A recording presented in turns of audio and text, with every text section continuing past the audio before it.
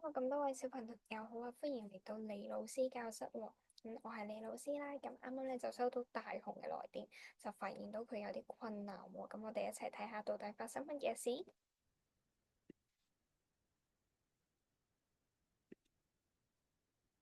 咁歡迎大家嚟到李老師教室啦。我哋睇下大雄有啲咩疑問同李老師講咯噃。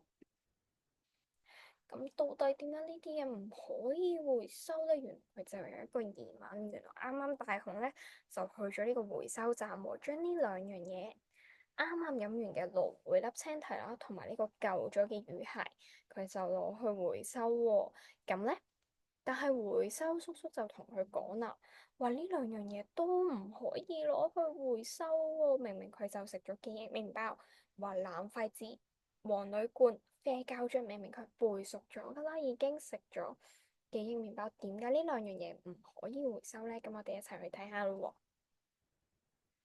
喎。咁原來咧，呢個蘆薈粒青提咧，佢仲有一個好重要嘅處理過程嘅喎，唔係一飲完就可以掉落去回收站嗰度㗎。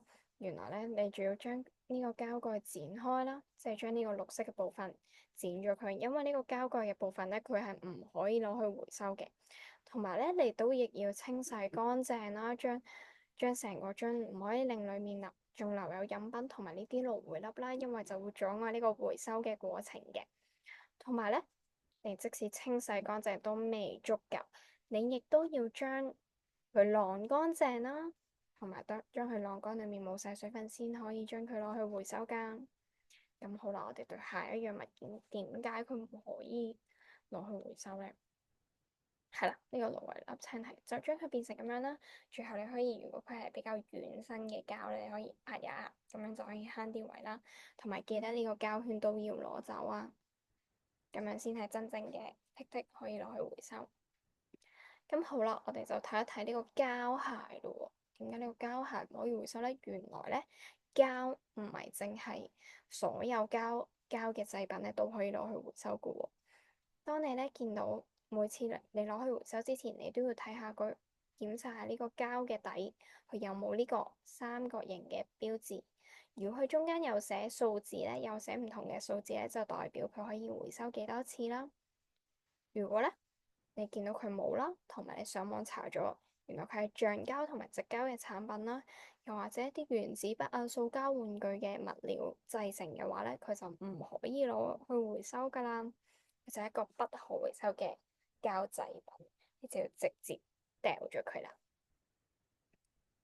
咁同埋咧，我哋市面上咧，政府咧亦都製作咗好多唔同嘅刊物啦，教我哋點樣處理回收垃圾嘅。原來唔係所有紙類咧都係可以攞去回收㗎。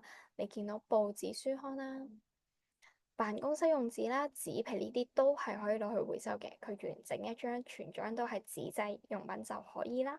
但係我哋不宜嘅咧，就係可能一啲廁紙啦，你已經用咗嚟抹嘴啊，可能抹咗嘢食嘅嗰啲吸收咗其他嘅物料咧，就唔可以攞去回收噶啦。又譬如相片喎，你上面可能已經倒咗一啲膠啦。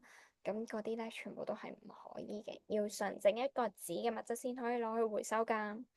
好啦，咁我哋咧就睇下嗱，即使我哋唔係攞去回收站啦，我哋只係自己攞去回收咧，我哋都唔可以掉以輕心嘅喎。即使我哋冇上網查佢咧，佢呢個回收箱上面咧，佢都會列明咗邊啲係可回收同埋不可回收啦，所以我哋都要做多一步，每次我哋掉落去之前咧，都要 check 一 check。